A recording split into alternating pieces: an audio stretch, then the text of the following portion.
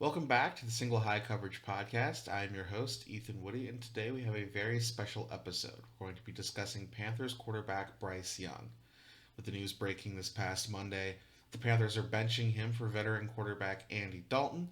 I want to take a look back at his college career, what his scout was coming out of Alabama, what he's been in so far in the NFL, and how this might affect quarterback scouting moving forward, as well as where Bryce Young himself can go from here. As always, please like and subscribe for more content like this. We have a weekly NFL show here on the podcast every Friday afternoon, so stay tuned for more.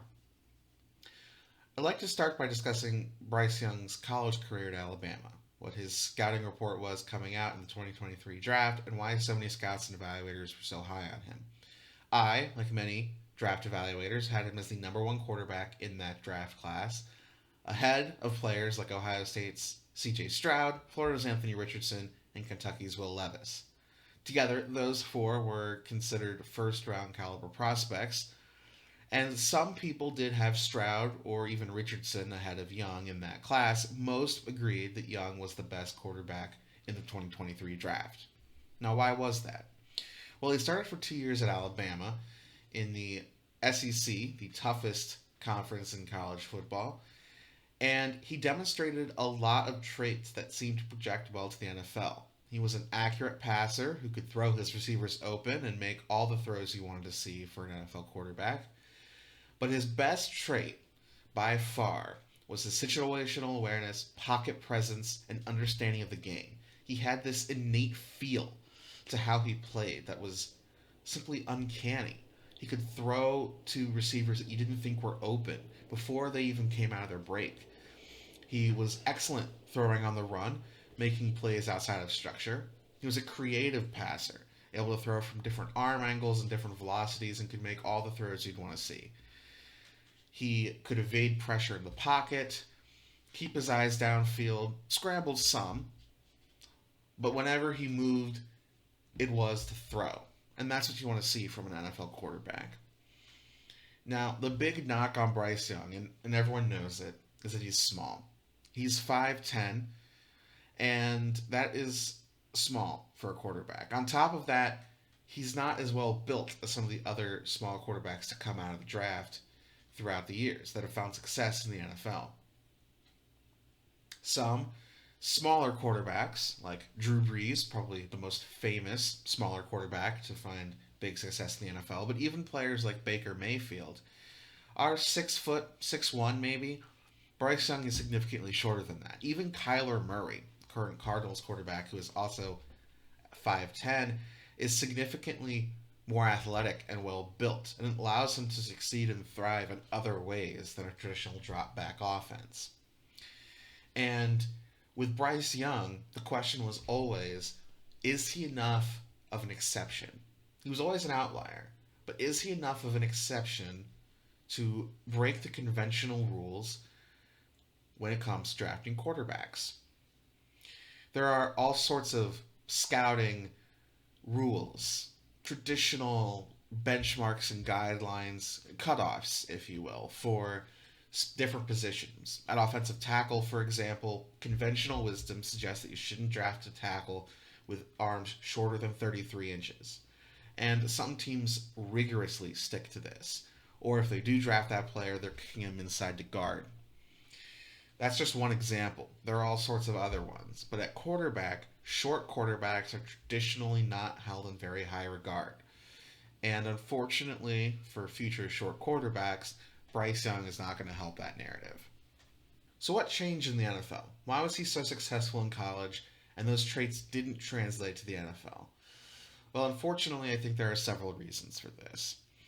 And his physicality is one of those reasons. See, unlike other quarterbacks that have come out recently that have struggled at times, Anthony Richardson from the same draft class comes to mind, Young doesn't have the physical tools to fall back on when other things are falling apart. He doesn't have an exceptional arm for the NFL. In fact, his arm is probably a little bit below average. He's not athletic enough to run away from NFL defenders. He is not big and physical to run through or over other players. And so what are you left with? Well, Bryce Young wins between the ears. He wins up here. And when he's not able to do that, he doesn't have the physical gifts to help him succeed while he's still learning to play at the NFL speed. This has meant that as the offensive infrastructure around him was poor in 2023, he wasn't able to find success. Young's 2023 season in Carolina was a disaster. He looked like the worst quarterback in the NFL, and the coaching staff was fired mid-season. Carolina had hired former Colts head coach Frank Reich before the 2023 season, and he was expected to shepherd in the new era of Panthers football alongside Bryce Young. Well, for the first half of 2023, the results were not good, and Panthers owner David Tepper fired Reich mid-season. This didn't help Young's development, as you can imagine. Being on your third coaching staff and a year and a half is not going to be good for a young player, especially a young quarterback. But Young himself shoulders some of the blame here as well, which we'll get into in a minute. But back to his 2023 season. Not only was the coaching staff in flux and not helping him, but the offensive infrastructure itself was poor. The offensive line couldn't block anyone. There was really no running game to speak of. And his receivers couldn't get separation outside of a late career Adam Thielen. He was able to create some underneath separation and create some easy throws for Young. But that's not enough to sustain a full offense, especially since there was really only one receiver that the defense had to worry about taking away.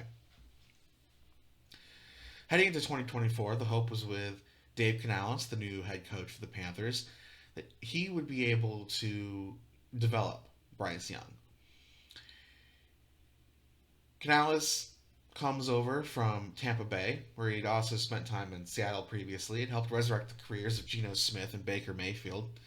And so the hope was that Bryce Young would follow in similar footsteps, but just much earlier in his career.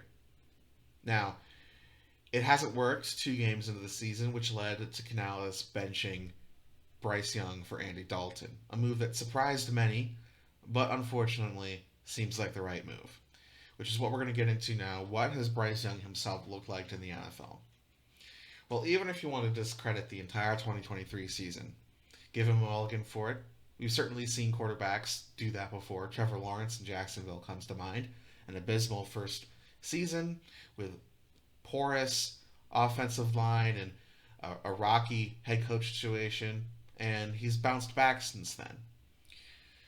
But Bryce Young, through 2 games, seems to have developed a lot of bad habits in the NFL, which is always the concern when playing a rookie quarterback early. So let's break down his NFL tape. I went back and I watched every snap Bryce Young has taken so far in 2024, and it's just not very good. There's a lot of reasons why you might have hope for him in the future, which we'll get into. But right now, he's not playing with any confidence. You can see whenever he drops back, his feet are never settled. You want to be moving in the pocket, staying on your toes, but you need to set a firm base and throw from your feet through your hips, through your arm when you're playing quarterback, especially if you don't have the natural arm strength to simply rip one over the middle of the field just purely based on your arm alone. Bryce Young is not doing that. He's not throwing on platform. He's bailing from clean pockets. He doesn't trust the offensive line in front of him, which is understandable given the line he played in front of last year. But this line is pretty good. PFF had it ranked as the 12th best offensive line in football heading into Week 3. And he was only pressured on 4 dropbacks in their Week 2 game against the Chargers. Only 4 dropbacks was he pressured on. Yet he never looked settled. He was missing open receivers. He didn't look like he could read the field clearly, which is always the concern when drafting a short quarterback, is that he can't see over his offensive line, which is something that's generally an overrated concern. But in this case, it might be true. Young isn't able to read the field like he was at Alabama. He gets choppy feet in the pocket and doesn't get settled before his throws. He's bailing out of clean pockets, and yet there were a few things I noticed that give me hope for what he could be in the future, and namely the quick game against both the Saints and the Chargers. Whenever he was making a one read, simple drop back, quick throw to an open receiver, everything looked perfect. The snap was clean. He would take his three-step drop, step into his throw, deliver a pinpoint pass. It looked like the basic stuff he was doing in Alabama, but just in the NFL. And yes, I understand this is the most basic aspect of quarterbacking in the league, or at least one of.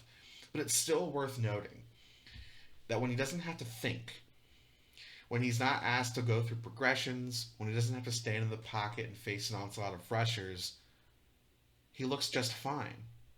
Which leads me back to my larger point here that this might simply be a confidence issue. If you watch his 2023 tape, you can see his confidence deteriorating as the year goes on. And while he does bear some responsibility for his own play, obviously every player does, it isn't worth noting just how bad his situation was last year. This is, like I mentioned earlier, the concern with playing a rookie quarterback. You want to get them out there and you want to get them experience. But if doing so is going to be harmful for their development, reinforce bad habits, and shatter their confidence, it's simply not a risk worth taking, which is something the Panthers might be learning here now. So where does Bryce Young go from here? Well, the Panthers have indicated they don't have any plans of trading him. His trade value is uncertain, probably a 6th or 7th round pick, which, given everything the Panthers gave up to get him at the top of the 2023 draft, would be a paltry return, especially if there's hope that he could still be the future of their franchise. Andy Dalton is not that guy. And while he might help stabilize things at the moment, he doesn't stop the Panthers from going back to Bryce Young if they feel like that's what they need to do. So, perhaps later this season, they'll return Bryce Young to the starting lineup. Perhaps this is simply a confidence reset. We're going to take you out of the lineup. We're going to let you catch your breath, regain some confidence and trust in yourself, and hopefully when things are a little more stable and you can see the offense thriving a little bit more with Dalton, you're better able to succeed. But it's also possible that his time in Carolina is over. It's possible that this move, which a move like this is not made without approval from ownership. It is possible that they'll be looking to trade Bryce Young either at the deadline or after the season and to move in a different direction with a top pick in this year's draft. In which case, there's probably a handful of teams that would take a flyer on Bryce Young and try and rebuild his confidence and his mechanics, and perhaps they'd be successful. We've seen, as I mentioned earlier, recent success stories in situations like this, but Bryce Young's NFL future is murky at best. Certainly not what we expected from the number one overall pick just a year ago. And now to the crux of this episode. What does this mean for quarterback scouting moving forward? Well, until we see how the Bryce Young saga plays out, long-term takeaways might be difficult to get. For example, if Bryce Young is traded at the deadline to a team like Miami or Las Vegas and has more success there, then the takeaway here might just be that the Panthers suck and didn't do right by their quarterback. But assuming that this is the trajectory Bryce Young keeps on, and in the immediate term, before we're able to see how things play out in future seasons, I think there are some takeaways scouts and teams are going to have when it comes to quarterbacks. And namely, it's always a risk betting on an outlier. But it's especially a risk betting on an outlier that doesn't have physical gifts to fall back on in the NFL.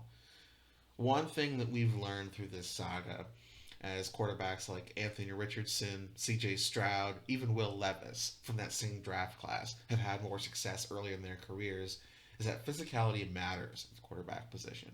Stroud is one of the best quarterbacks in the NFL now, but Levis and Richardson are both still finding their footing, and their teams are still figuring out if they're going to be the long-term solutions at quarterback.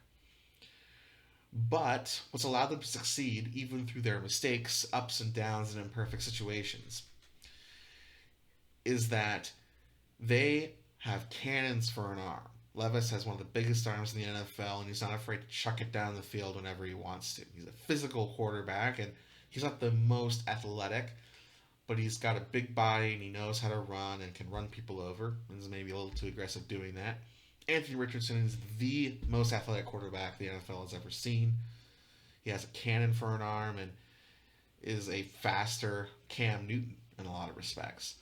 And while both are far from perfect quarterbacks and still have a long way to go to become good NFL quarterbacks, their coaches and their teams have been able to manufacture competent offenses around them while they let these guys get their legs under them and develop in the NFL. Bryce Young doesn't have those physical gifts to fall back on, as I've routinely mentioned throughout this episode. And while I and most other evaluators didn't think that would be a big deal, we've seen other quarterbacks without incredible physical tools succeed in the NFL. When you're an outlier in a specific area, in Bryce Young's case, it's his height, it does matter. It matters in the sense that quarterbacks need something to bank on, something to succeed and be able to do reliably, a skill that they will excel at right away to succeed in the NFL in the short term, while they're able to develop over time.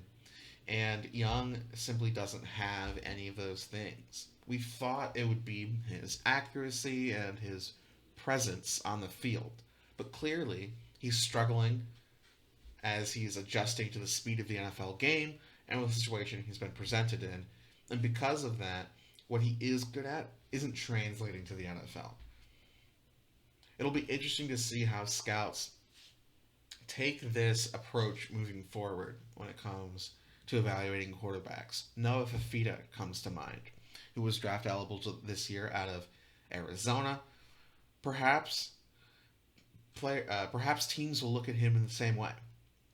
Perhaps scouts and evaluators will look at him and see a small, undersized quarterback who is athletic enough, but not an exceptional athlete by NFL standards, and look at him similarly to Bryce Young and say, this guy does a lot of things really, really well, but given we just saw Bryce Young struggle, are we going to see the same thing from Fifita? And that's just one example. Now, with all of that said, I am still pulling for Bryce Young. I was a fan of his in college and in the draft, and I hope he's able to turn things around and resurrect his career. Because I know I would love to see it, as would many other fans, especially Panthers fans, if he's able to do it in Carolina. And I hope that this doesn't have a negative impact on other small quarterbacks, because we've seen so many succeed in the NFL over the years. They are the exceptions, but the good ones can still succeed.